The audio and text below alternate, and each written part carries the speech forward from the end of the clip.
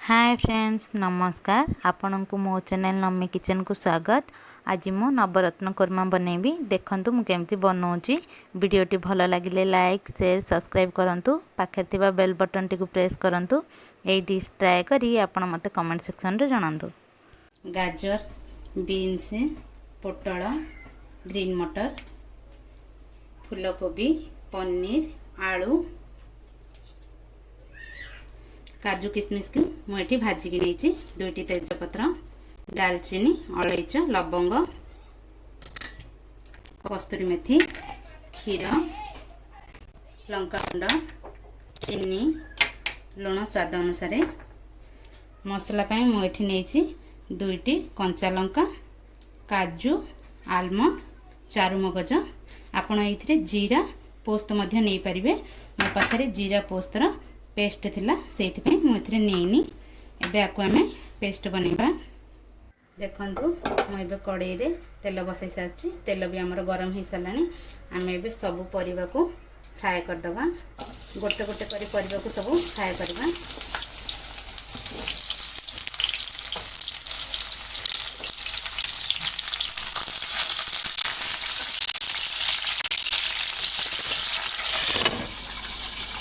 देखंतु एबे हमर सब परिवा फ्राई हो सारानी एबे गाजर भी फ्राई हो सारानी एबे हमें ग्रीन मटर पकेबा कारण ग्रीन मटर सब अपन अलग फ्राई करी से सब फुटकी बाहर चल आसबो एबे हम गोटे मिनट मीडिया को फ्राई पनीर को मु फ्राई करके देखनु पानी रे भिजे दीची पनीर सॉफ्ट रहबा पई। देखंतु एबे हमर सब परिवा फ्राई हो गला।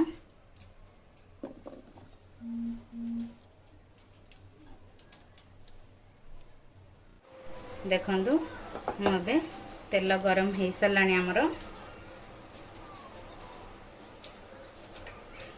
एबे हमें चीनी पकेबा। तो हमारा चीनी एबे कलर हो आसलानी गोटा गरम मसला पकेबा तेजपत्र आम जो पेस्टा बनी पकेबा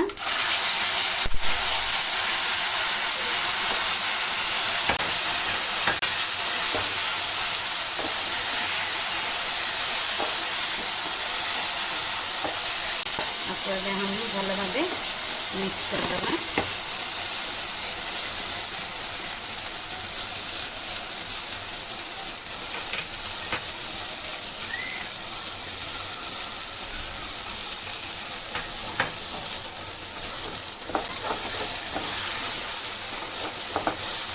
आम अल्प पानी देके आम आपको 15 मिनट पर्यंत भल भाव कषा।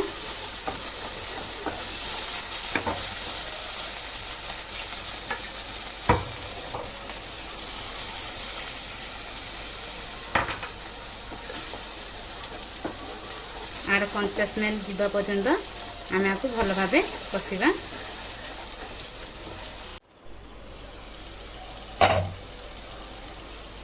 एबे आमे मसला रे स्वाद अनुसार लुण दबा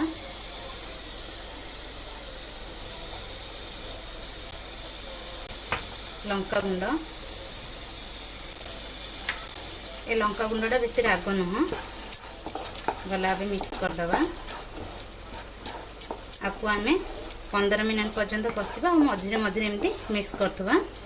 दरकार पड़े आपण पानी दे पारिबे मसला काले लागी जाउथबो आपण मझे मझे देखिले पानी दौथे।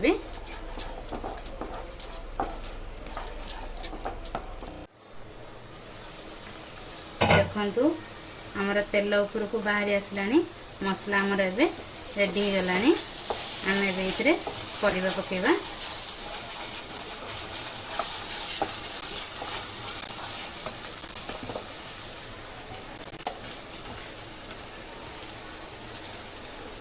अल्प अल्प परिवा पकई मिक्स करवा।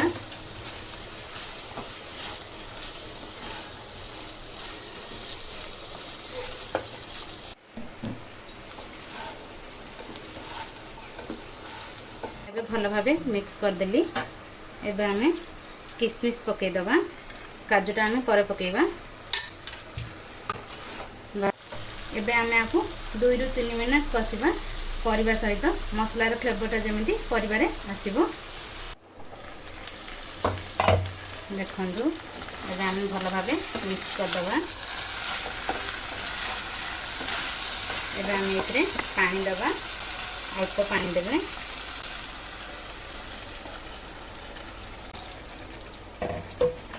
भल भाव मिक्स करवा।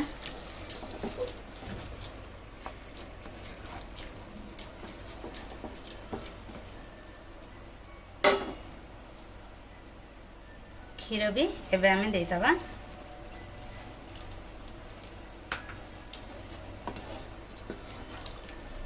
भल भाव मिक्स करी आपको घोड़े की 2 से 4 मिनट आम कुक करवा।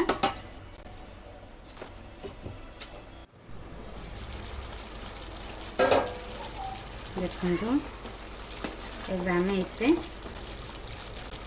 क्रीम पकेबा, अमूल क्रीम एटा आपन चाहिए स्किप कर पाइबे। काजू पकेबा, कस्तूरी मेथी की एमती क्रश कर पकेले आर फ्लेवर भल आसे। भल भाव मिक्स करदबा। आपको एबे आमे सिम रे 5 मिनट कुक करबा। देखंतु एबे हमर प्रस्तुत हो गला नवरत्न कोरमा। आमे एबे ताकू प्लेटिंग करबा।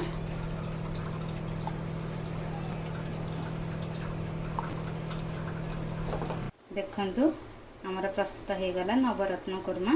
आपको आपण रोटी सहित, पलो सहित, जीरा राइस सहित खाई परिबे। बहुत ही टेस्टी लगे।